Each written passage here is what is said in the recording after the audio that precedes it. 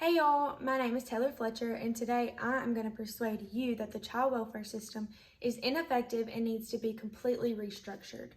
I chose this topic because it has always been something that I felt very strongly about. The child welfare system was a system that was put into place many years ago in order to protect children.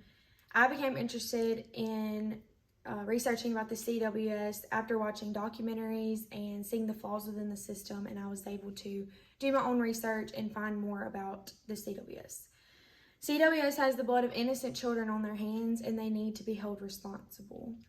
Throughout my speech, I will be citing nyclu.org, justiceforchildren.org, jlc.org, childwelfare.org, and USA Today. I am going to persuade you that the child welfare system does not, in fact, take into consideration the welfare of the child, and the whole system just needs to be restructured. Most children that are placed into foster homes end up in juvenile detention centers. According to the Juvenile Law Center, a shocking 90% of children will end up within the juvenile system if they are placed within 5 foster homes. Along with the percentage of children, it is also noted that a quarter of the adults that age out of the system will end up in the juvenile system within 2 years. Unfortunately, there is a new foster care to prison pipeline concept being pushed now among foster care children. Children can be removed from their parents' care at any time due to a minor report without the parent even knowing of their legal rights. The New York Civil Library Union article titled "How the So-Called Child Welfare System Hurts Families" discusses the reports of alleged child neglect that can come from a suspicious neighbor due to a messy yard or a messy home. Usually the parents in the home won't be told anything about their rights and instead are just forced to sit clueless while their children are being subject to questioning and body searches.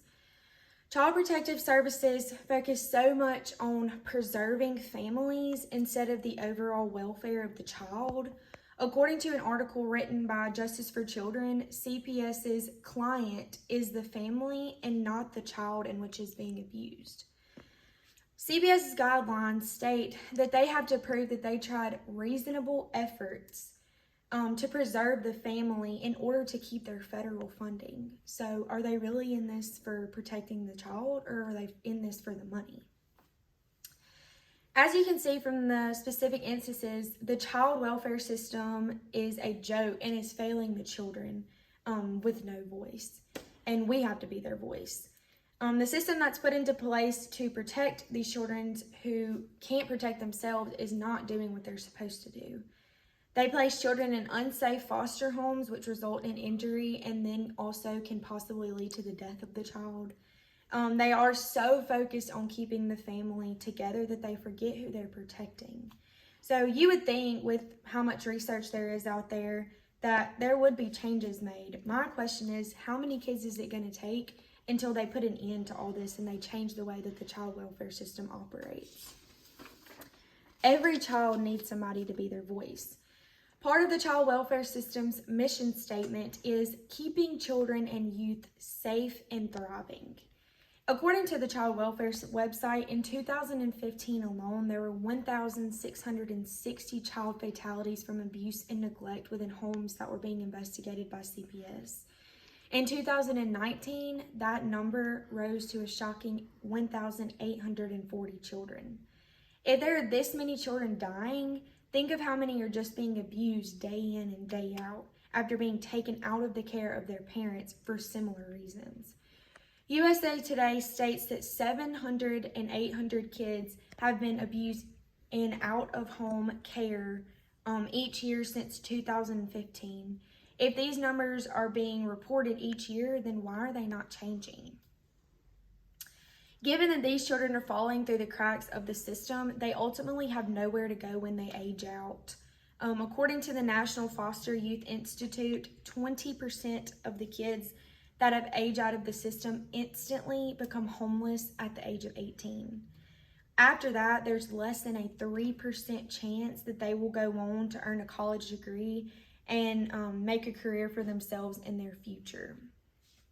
Therefore, our country needs to be more aware of the system that is steadily failing innocent children that have no way out. The current child welfare system is like a group of children playing with matches and flammable materials, but onlookers who see them take no initiative to stop them and before a fatal mistake is made. So, before I finish, I want to ask you to do two things. First, I want you to do your own research on the foster care system.